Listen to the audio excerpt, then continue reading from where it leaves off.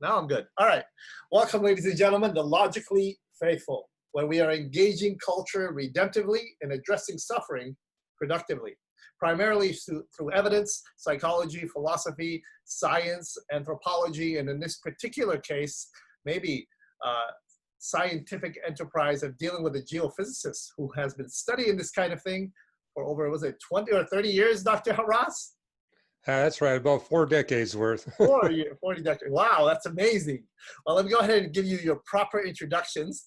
You get that going. All right, there he goes. All right, Dr. Hugh Ross from Reasons to Believe, one of my favorite organizations, emerged from his passion to develop and proclaim the most powerful reasons for Christ as Creator, Lord, and Savior, using new reasons to reach people for Christ. So, Dr. Ross is an astronomer and best-selling author, travels the globe speaking about the compatibility of advanced scientific discoveries with the timeless truths of Christianity.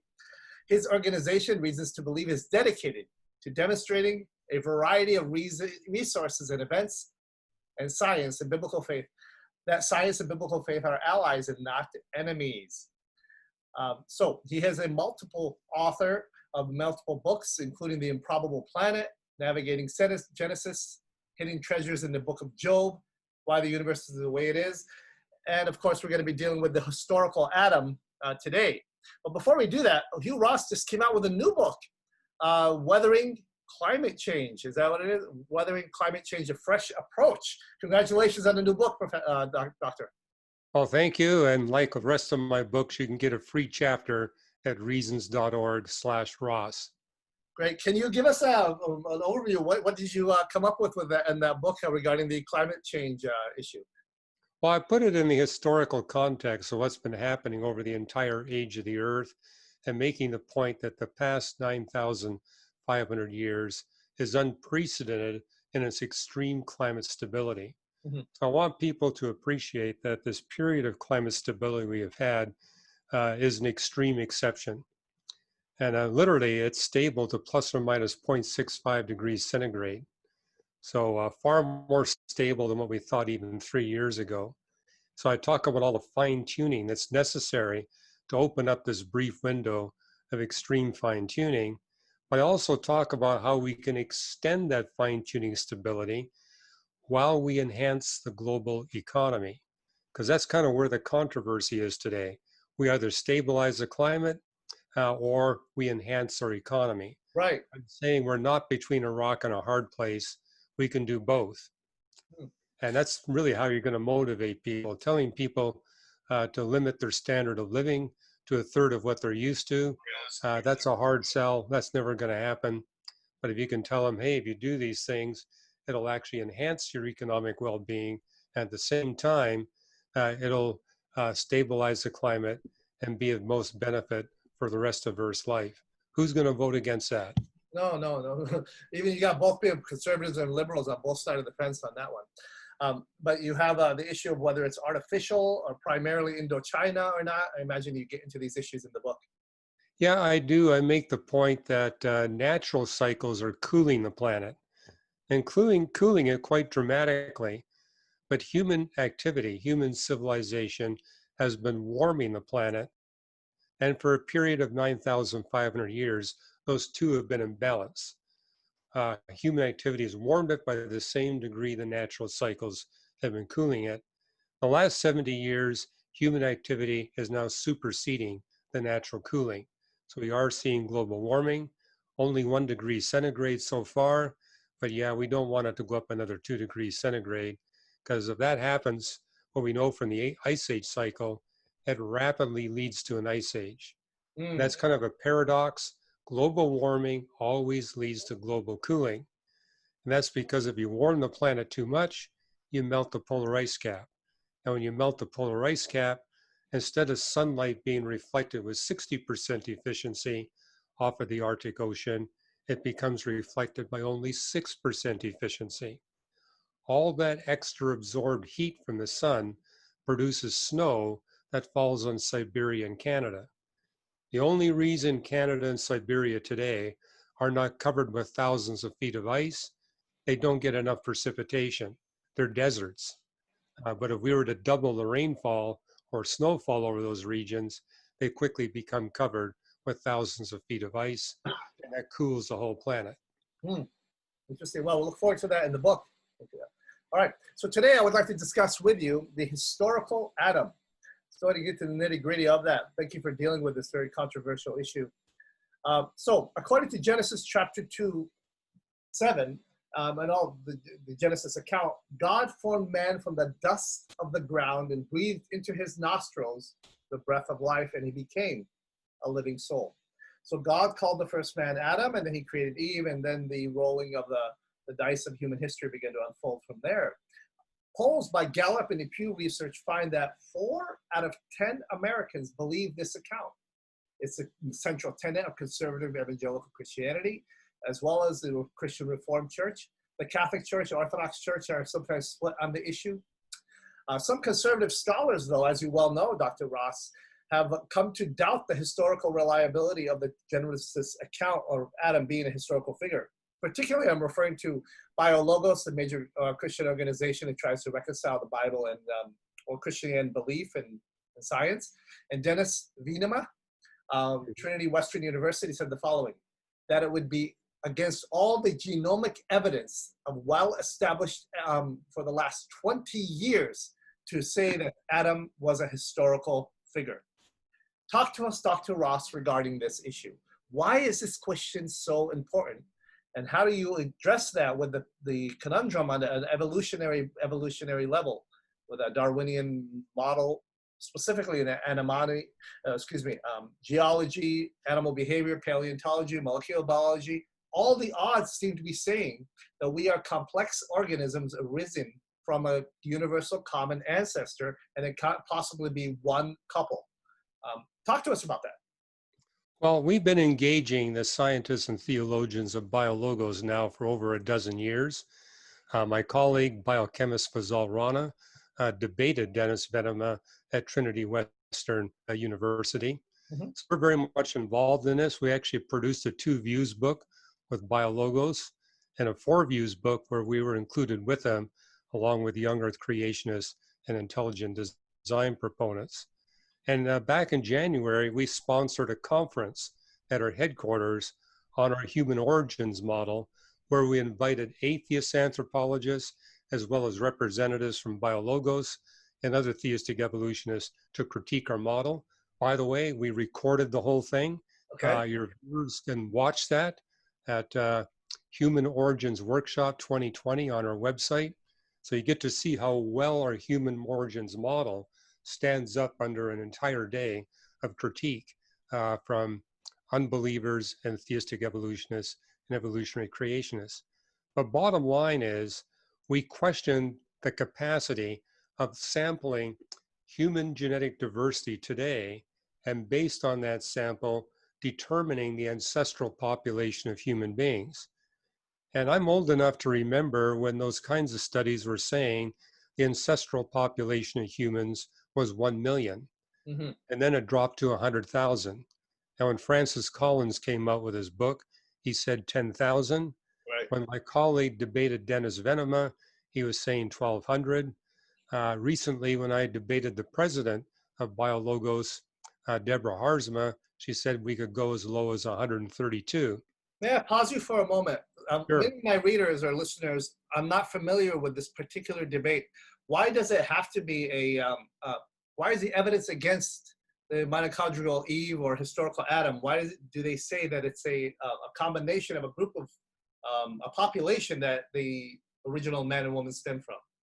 Well, they're basically arguing that if you look at the diversity of human genetics today, by sampling the DNA of humans all over the world, they said the diversity is so great that it's impossible for all of us humans to be descended from just one man and one woman within a few 100,000 years or less.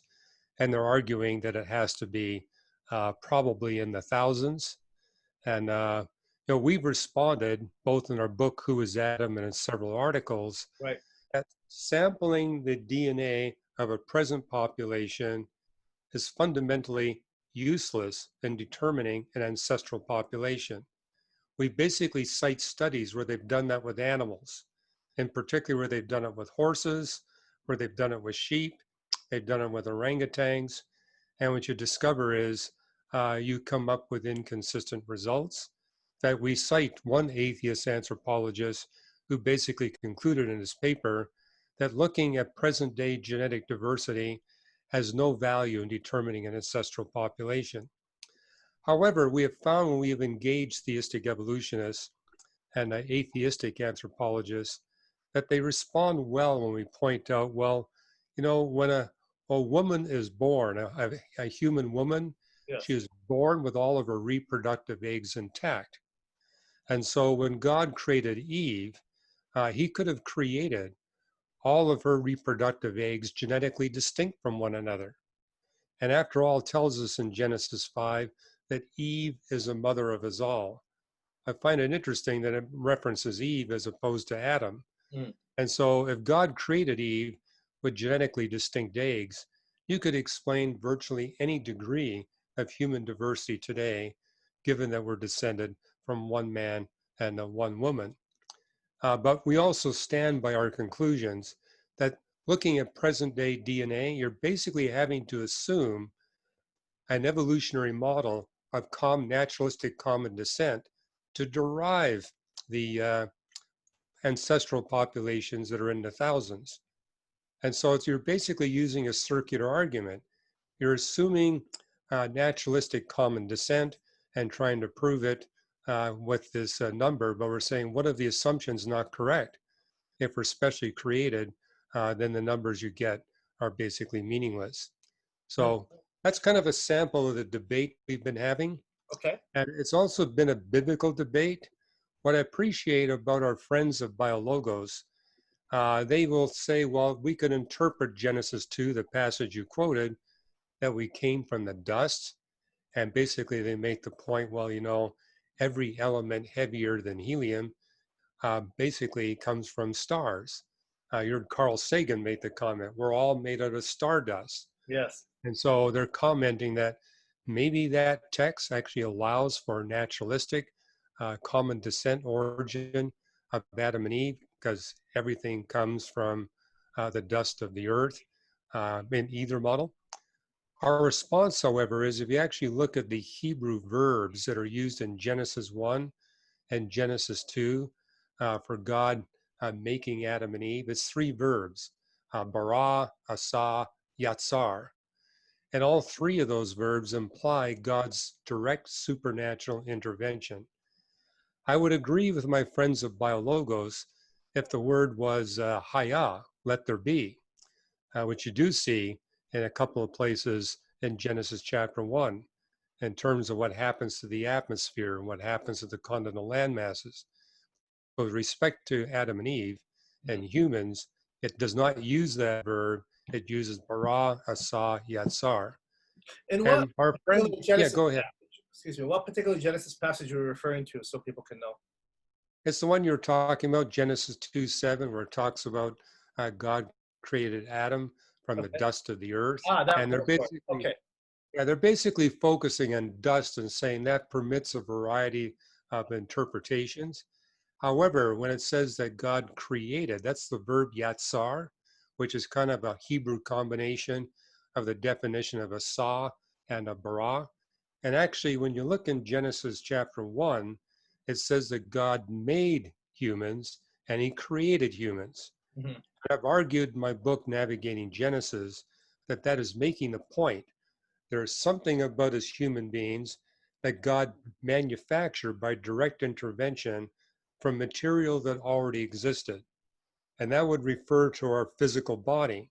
Physical bodies are not brand new. Other animals have physical bodies. But what is brand new about humans is that we alone of all species of life are endowed with a spirit that allows us to discover God, communicate with him, and have a relationship with him. And so I argue that explains why you have two verbs. Our bodies are not brand new, our spirit is brand new, but in both cases, God had to supernaturally intervene to make both our bodies possible and to make our spirit possible. Okay. And I've been teaching on this in my Sunday school class at paradoxes.org, Mhm. making the point of all you do is look at the human body. You can see it's got features that don't exist in any other animal on planet Earth.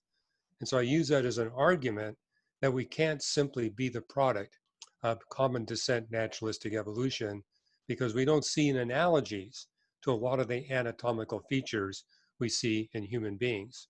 Okay. So in that sense, I think Asal really does not allow for a strictly naturalistic explanation. May I challenge you on this evolution question? Sure. Okay. I'm sure you get this. You're used to this by now. With all the challenges around the world, the most antagonistic is the most loving. Well, hopefully, I'll try to be somewhere in the middle. So the fossil and evolutionary genomics reveal that about humans lived about 6 million years ago.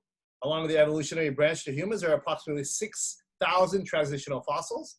Scientists have also discovered about 99% of the DNA sequence in our genes are similar to chimpanzees. There's some debate there about that. Of course, there's always debate about stuff like this, including the defensive genes, the pseudogenes.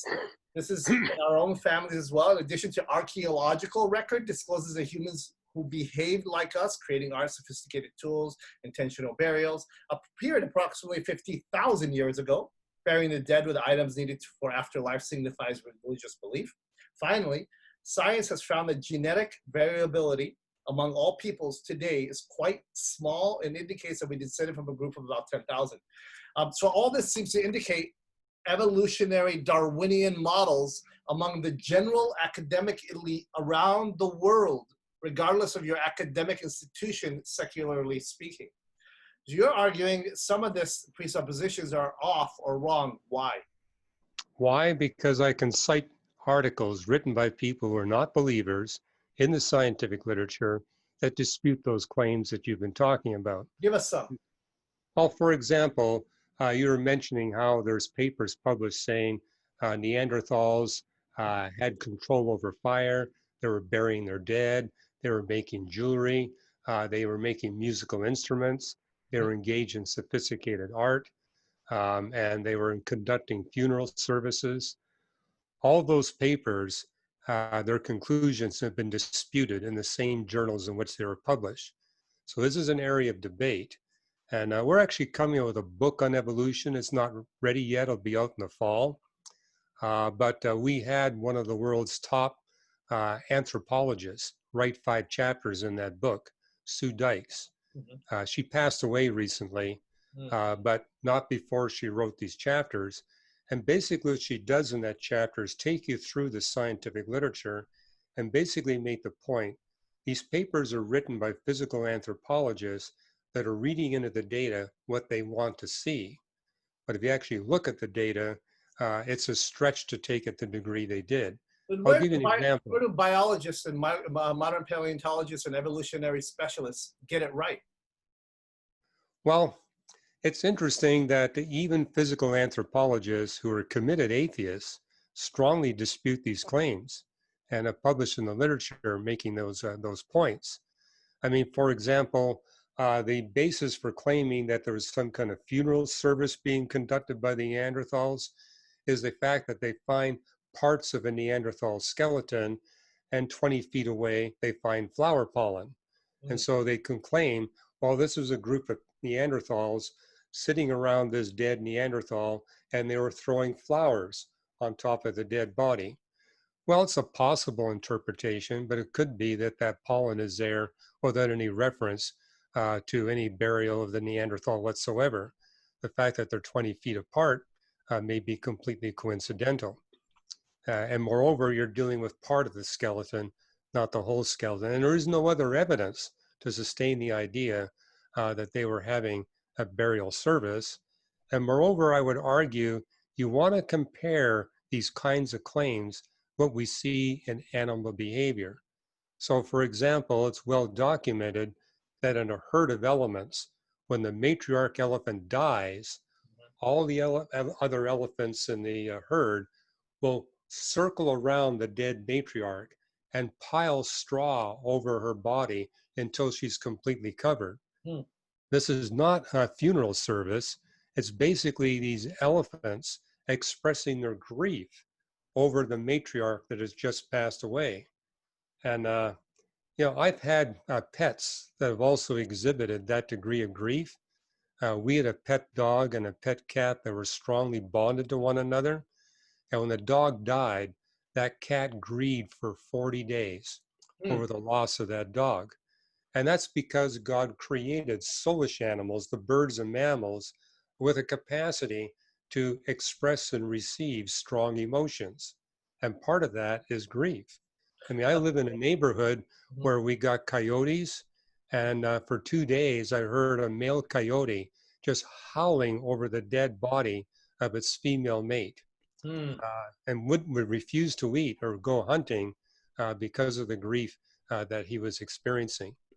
Sounds very much like a form of a funeral service, so you can understand that. Well, it's an Looks expression of like the emotion, but I'm arguing yeah. to conclude that this is evidence that these creatures had a spirit component to them. Hmm.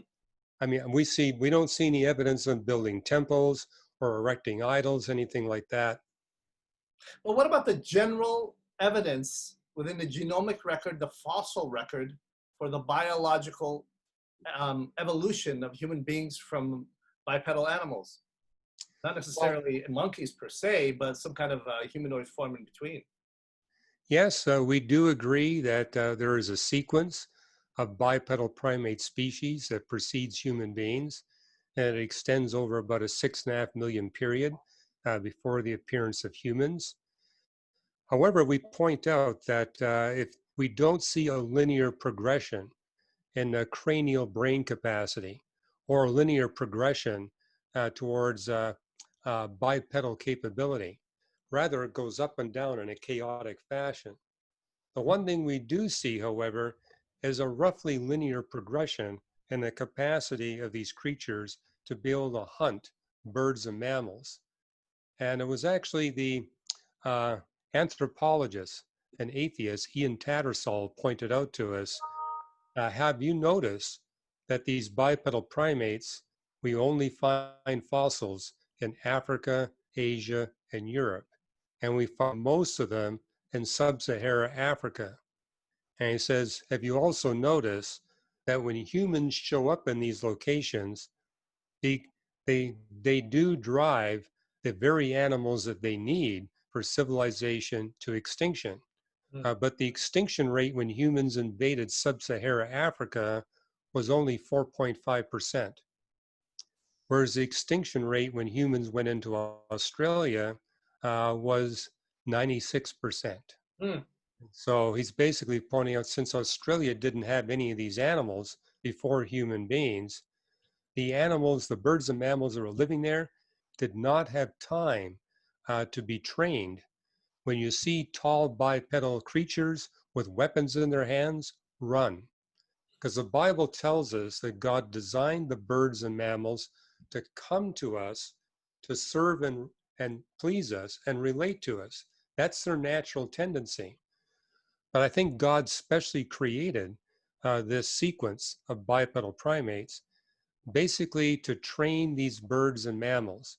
When you see tall creatures on 2 feet with weapons in their hands, don't go towards them, run away. Mhm. And the proof of that is where they existed in Asia, Europe, and Asia, enough of the large bodied bird and mammals survived that the humans there were able to domesticate the horses, the cows, the donkeys, the sheep, and the goats, and launch civilization.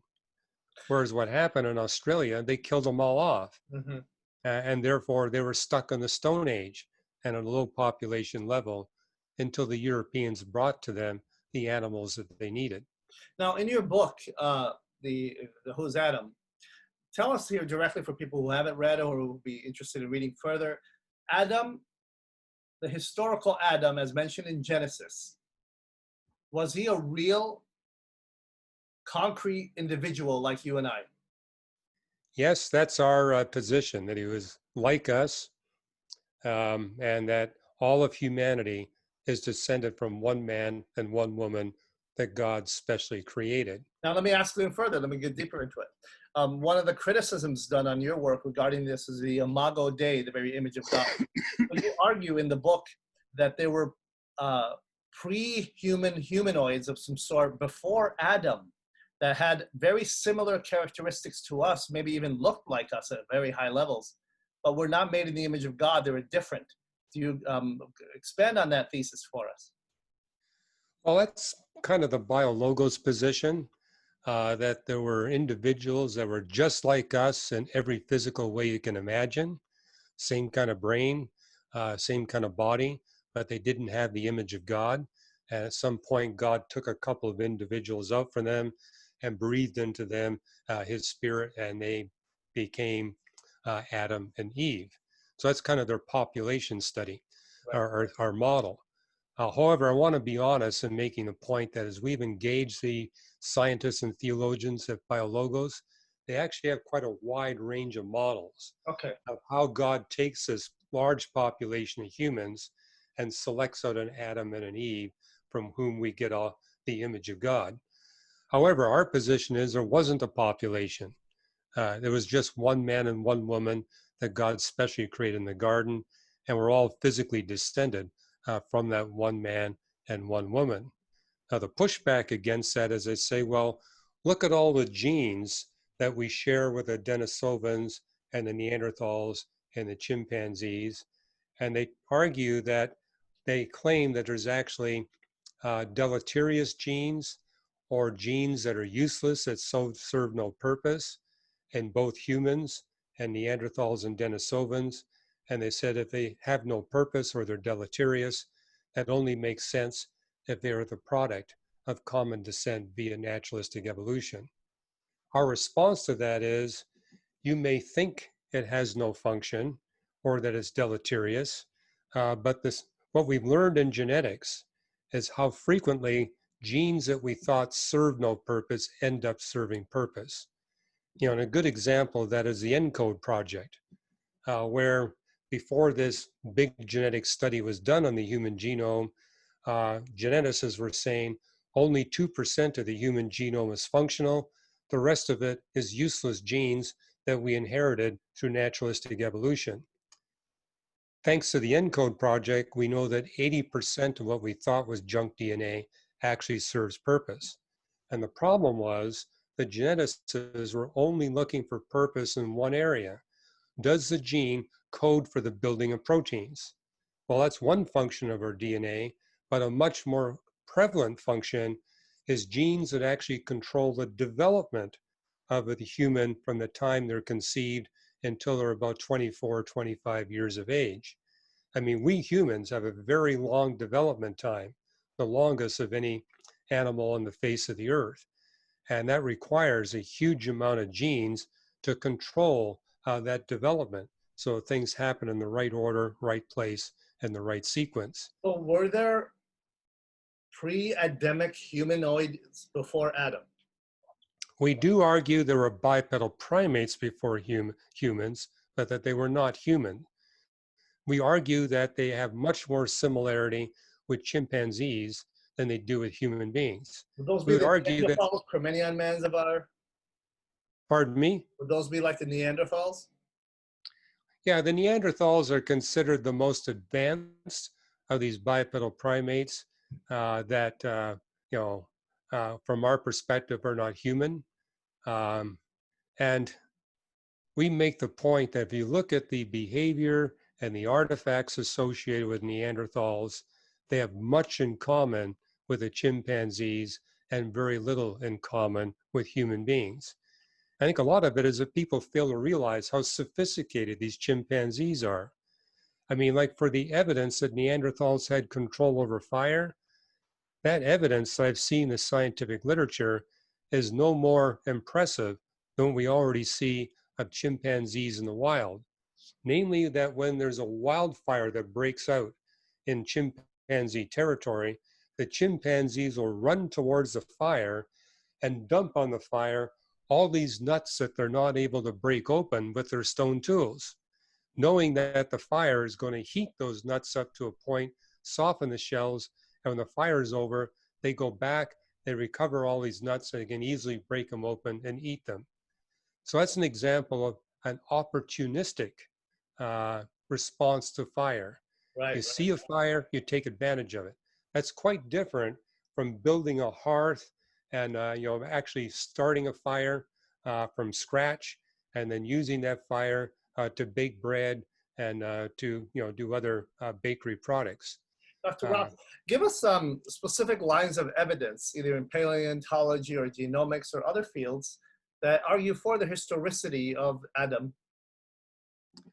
Well, I'm coming out with an article in a couple of weeks, basically making a point. Be careful about the dates that you see in the scientific literature relative to human origins. With the exception of carbon-14 dating, they have enormous systematic errors. In fact, I argue from the scientific literature, there are cases where dates had to be downgraded by a factor of 20 times. A famous example is there's a paper claiming humans have been in Australia for 60,000 years because of what we see from optical luminescence dating of artifacts found in the Jimnean cave in central Australia. Well, they finally were able to redate those same artifacts with carbon-14, came back 3,000 years, Hmm. literally off by a factor of 20 times. Wow. And now, if you get back before 250,000 years ago, you now pick up dates that have much lower systematics. But between about 250,000 years ago and say 45,000 years ago, we scientists lack any dating method that doesn't have really big systematic effects. And so when you see in the scientific literature that humans have been around for 300,000 years, if you look in detail at the dating method, it's 150,000 plus or minus 150,000 years ago. And I make the point that it's quite typical in these science papers that they quote the date at the edge of the error bar rather than the middle of the error bar. And be much more honest to say 150,000 plus or minus 150,000. So, What number do you think it is that Adam actually lived in? well, based on Genesis chapter 2, I would say that Adam was created somewhere between 45 and 130,000 years ago. And I get that out of Genesis 2 because it tells us that God created Adam and Eve at a time when 4 known rivers came together in this Garden of Eden. And the rivers are named, and we're told where the rivers flow from. The Tigris and Euphrates still flow today. The Gihon and the Pishon are dead, dry riverbeds, but it tells us in Genesis 2 where they flowed from. And today with satellite imagery, we can see those dry riverbeds. And those 4 rivers come together in a location that's in the southeast part of the Persian Gulf, today more than 200 feet below sea level. But during the last ice age, it would have been above sea level because the sea level today is 390 feet higher than it was during the last ice age. So, and I say 45,000 because that's the oldest date we get from carbon-14 dating.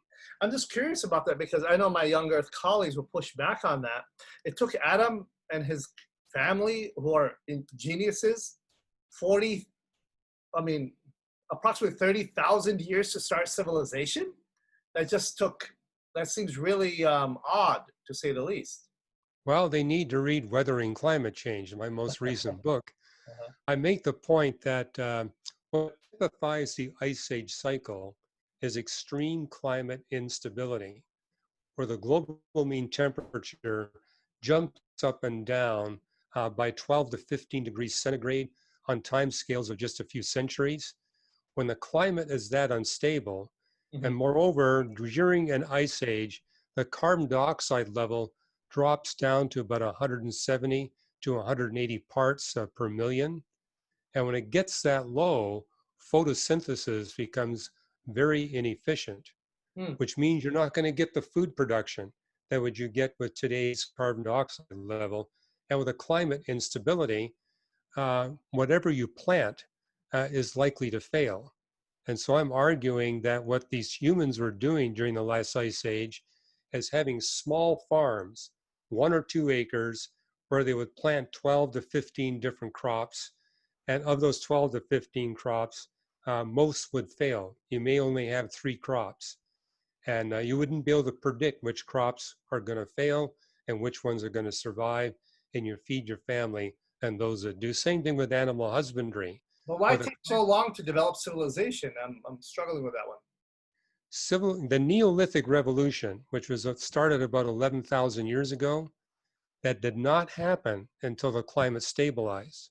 I see. When you got extreme climate instability, any kind of agricultural activity has to be highly diverse and on a very small scale. You can't specialize. How Because if did you the original specialize, man and woman live in such a volatile climate? Excuse me for asking further questions on this. sure. Yeah, but it's a contentious one. Well, they would have to survive by doing everything on a small scale and extremely diverse. I They would see. also have to survive by devoting 99% of the human population to gathering food, planting crops, hunting. And so it was very much a hand to mouth survival situation. That is until the climate stabilized. And how long Once do you think that took? Because civilization started approximately what, 4,000 years ago? Well, you see the beginnings of civilization 11,000 years ago. This is when humans began to specialize for the first time, where instead of planting 15 different crops, they would plant one. And instead of planting 1 acre, they would plant hundreds of acres. And they would get this huge abundance of food, and they would sell or trade that food for products with other humans that were specializing, say, in the domestication of goats.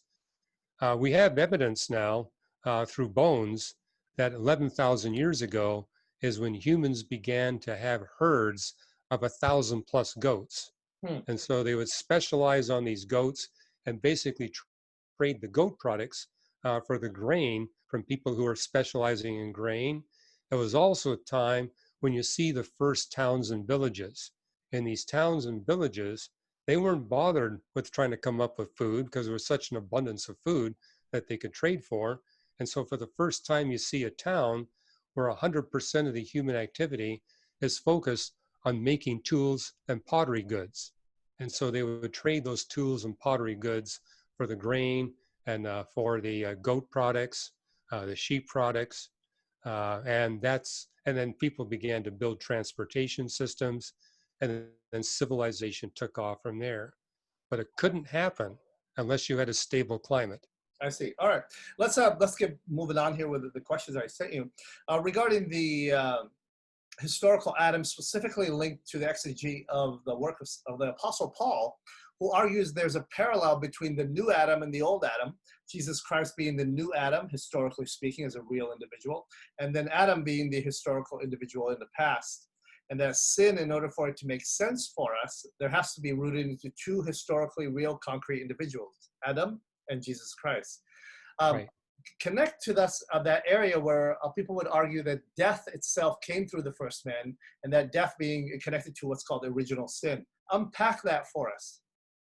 Well, that's a good point you're raising. And our friends at Biologos, the theologians there say, we think we can handle Genesis 1 and 2.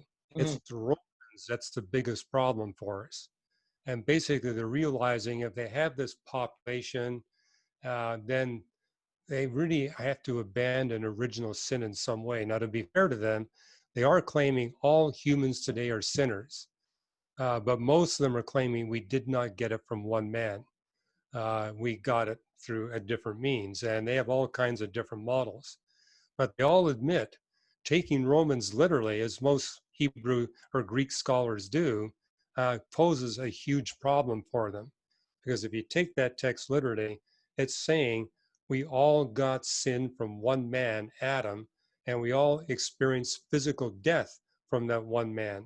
If there was a population, you couldn't claim that all of us experienced physical death for the offense of the one man. And so this is a passage they struggle with. And I make the point when I engage them as saying, Romans is not something to trifle with. It's kind of the foundational book for building our soteriology. And so if you start giving way on what the text is saying about original sin and where we get physical death from. And Romans 5 actually links physical death with spiritual death, and then talks about how God is going to overcome both physical death and spiritual death. These are not trivial doctrines. And so really the Christian faith is at stake in terms of this debate over how we interpret Romans 5. And also point out, don't just look at Romans 5:12. Uh-huh. Read all the way down to the end of the chapter, because Mm. Paul repeats these statements over and over again. And where you see that kind of specific repetition, that's a clue that Paul intends that we read this literally and not try to put some figurative context into it. Well, I look forward to meeting a historic Adam in heaven. Yes, God's I great. do too. But I'm struggling, Dr. Ross, with the verbal gymnastics people are doing with Genesis. It's on a deep level. I mean, I've seen people do the verbal gymnastics with and the linguistic and exegetical gymnastics on the passages on homosexuality to try to justify anything and everything you want, including transgenderism or even slavery in the past. You just take the scriptures and just twist them enough, and you can justify whatever you want. How can we guard ourselves from that kind of heresy, if I may? Well, again, several of my friends, not all of them at BioLogos, are very concerned about this very point. They recognize the danger of a slippery slope, that if you start interpreting Genesis in this way, what do you do with the rest of Scripture? If you start, doing the things we said with the book of Romans. Right. I've written a book, Navigating Genesis, on the first 11 chapters of Genesis, where I make the point that trying to interpret this text as non-historical simply won't fly in the light of how Moses writes these chapters. I mean, as I look at the way it's structured in the original Hebrew, it's like Moses is going to every possible route that he can to imply this is a chronology of real physical events. Mm-hmm. And this is not just some kind of metaphor. The fact that we have the days that are being numbered, the repetition of the phrase, and it was so, the repetition of it was good, the way the verbs are structured in the text. It's like Moses is going overboard to communicate this is an account of real history, of real physical events. But I can tell you this, You don't believe that everybody it's have a engaged a 24-hour day? bio, yeah, go ahead. I'm sorry. I know we talked about this in our previous interview, but you don't believe these are 25 his literal days either. Well, I don't, because when I look at the text, in fact, long before I knew anything about Hebrew, even at age 17, when I was reading the Bible for the first time, I said, this word day that's used in Genesis 1 and 2 must have at least 3 distinct literal definitions, because 3 are obviously used right here on the first page. Mm-hmm. Creation day 1, it's contrasting days and nights. That's the word day for the daylight hours. Creation day 4, it's contrasting seasons, days, and years. That's day for 24 hours. But Genesis 2:4 uses the word day to refer to the entirety of creation history. So that's day as a long period of time. And then I noticed that you've got an evening and a morning for the first 6 days. I said, I'm not sure what the original Hebrew on morning and evening means, but at a minimum, it's telling us each of these creation days has a definite start point and a definite end point. I anticipated seeing an evening and a morning for the 7th day, but it's not there. There is no evening and morning for day 7. And so that motivated me to read through the rest of the Bible and say, are there any other references to this 7th day? And there's several. What we see in particular in Psalm 95 and Hebrews 4 is that these texts tell us we're still in God's 7th day. And moreover, the Bible teaches it's a day when God rests from his work of creation. He's basically focusing on his work of redemption, but this is the day when he stops creating. And when I recognized that in the Bible, I said, oh, this explains why so many astronomers and physicists believe in God and so few biologists believe in God. Because the vast majority of biologists, their research is focused on the human era. And the human era, God is not supernaturally intervening in the record of nature. But previous to the human era, he is. Those are the 6 days when God creates. So when we astronomers look through our telescopes at the past history of the universe, we see evidence for God's interventions everywhere. And so that explains why so many physicists and chemists and astronomers believe in God, but a much lower percentage of those in the life sciences. Let's move from the position now to a more biblical and ethical one. The vicarious guilt of Adam is passed on to all of mankind. I talked to another scholar who told me, Clay Jones, and a few others, that if I or any other woman was together in Adam's place, we would have done the same thing given enough time and evidence. But nevertheless, the guilt of Adam is passed on to all of us via original sin. How is that, one, number just, and two, makes sense? Well, I'm not sure exactly how that original sin is passed on to us. Maybe there's some kind of spiritual DNA that we can't see that explains how we get sin from that first man that God created.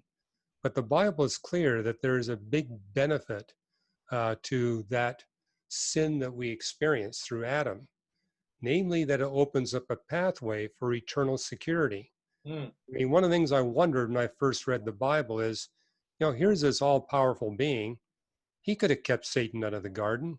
He could have kept him away from the earth. He could have kept him away from the universe. Right. He didn't do that. He actually allowed Satan to come in, and moreover, he allowed Satan to tempt Eve when her husband wasn't around and God wasn't around.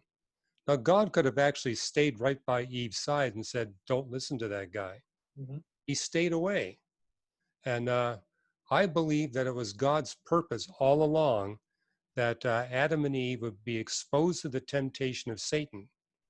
And because Satan is the most powerful and intelligent being that God ever created, Adam and Eve are no match for Satan. But it gave Adam and Eve the opportunity Mm-hmm. to be exposed to the most challenging tests possible in God's creation in the context of evil. And the principle is this: if you can pass that test of evil, there is no other test that can ever persuade you to abandon your relationship with God. Mm. And the analogy I use, I think you'll appreciate this, is the PhD analogy.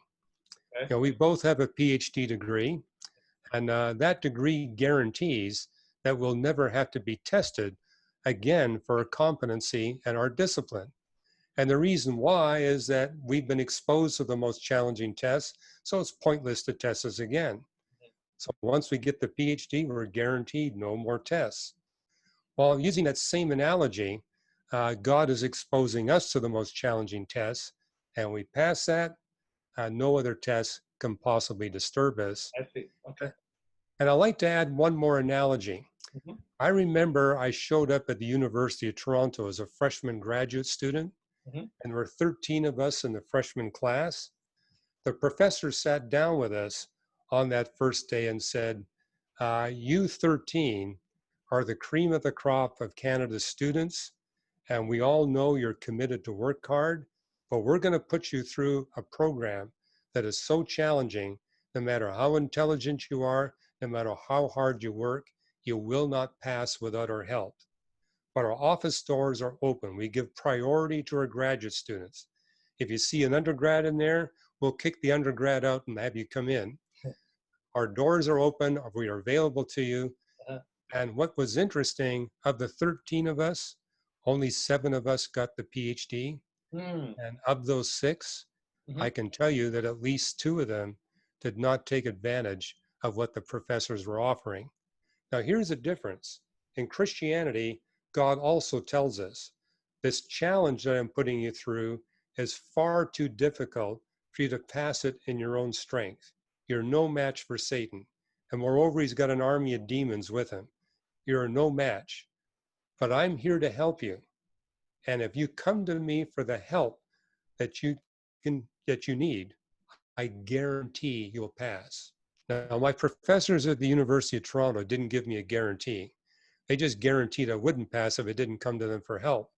But God actually goes farther and says, if you as a human come to me for help to pass this most challenging test, I guarantee you'll pass. And notice when we get into the new creation, there's no longer any evil, and yet our free will capacity to experience and express love is enhanced. The other thing you notice is in the book of Revelation is that there's a period of time when God locks up Satan, which means that people can no longer blame Satan for their human behavior. But at the very end, God releases Satan to test the children born during that period. Mm, And basically making the point, no one gets to enter the new creation without being exposed to the most challenging tests. mm. Because after all, God's goal is that there be humans in new creation that would never be tempted to express evil for the rest of eternity. Let me, this is powerful. Thank you for sharing that. So talk to the student or the professor who's listening, who's struggling between a dichotomy between science and faith and religion and the transcendent, and trying to overcome the hurdles of naturalism and scientism. Any tips, any strategies for them to deal with as they navigate this road? Yes, one important word, integration. A lot of my peers in science, they develop a non-theistic perspective because they're so focused in a narrow subdiscipline. Okay. And they say, yeah, I see problems in my subdiscipline with my non-theistic worldview perspective, but my colleagues tell me they got it all worked out in their disciplines. So just the fact that I got a problem, I'm going to go along with them. What he doesn't realize, or she doesn't realize, that's true of every subdiscipline of science. Mm-hmm. Every one of them's got a problem. And if you actually look at all these subdisciplines and integrate them, you see how pervasive the scientific challenges are to a non-theistic worldview. And likewise, when people get into debates about the Bible, don't just focus on one book of the Bible. The Bible is 66 distinct books. Mm-hmm. And so I encourage people, do not draw a conclusion about what the Bible is saying on a significant issue until you've looked at that issue in the context of all 66 books. So for example, in my church, I encourage our parishioners, you need to be reading through the entire Bible, but don't do one of these 1 or 2 year studies. Pick one topic and get through the entire Bible in 6 weeks or less, just focusing on that one topic. If you do it in a 6-week or less context, you're going to be able to remember everything you saw in that particular subject and be able to integrate it, hopefully fairly seamlessly. But if you take 2 years, you're going to forget what you read back in January of last year. And you say, well, how can I get everything out of the Bible then if all I'm going to focus on one topic? And I said, who says you just read it once? You need to have the practice as a Christian of going through the Bible again and again and again. But my point is, pick one narrow topic and read through it quickly. Okay. And the next time, pick another narrow topic, but read through it quickly. Okay, that's interesting. Nothing like focus, right, Dr. Ross? And we both know that with our doctoral work. Well, the other thing you want to do is carefully those 60 with all the subdisciplines in science. And I like to take people back to Article 2 of the Belgic Confession, which says that God gave us 2 books, the book of nature and the book of scripture, Mm-hmm. and how both are the inspired, inerrant, authoritative word of God, which tells us from a biblical perspective that if we study both books in sufficient depth, there will be no contradictions between the 2 books. And we see what looks like a contradiction, that should be a signal we need to study at a much greater depth than we studied so far. And when you do, you discover new things. I mean, that's the joy. In fact, again, what I share with people is that if you're a follower of Jesus Christ, don't leave it up to the professionals. Don't depend on your pastor or your seminary professor to do all the theology for you. The Bible commands every follower of Christ to be a theologian, but it also commands every follower of Christ to be a scientist. Don't leave it up to the professional scientists. As I tell people, the theology and the science is way too much fun not to get involved. Jump in and enjoy it. Oh, there's a lot there, sir. Thank you very much for your time, Dr. Ross. It's been very enlightening. I'm always pointing people back to Reasons to Believe and some of the great insights you have. And on your new book on climate change, we'll be indicating that as well. Well, thank you. It was a pleasure.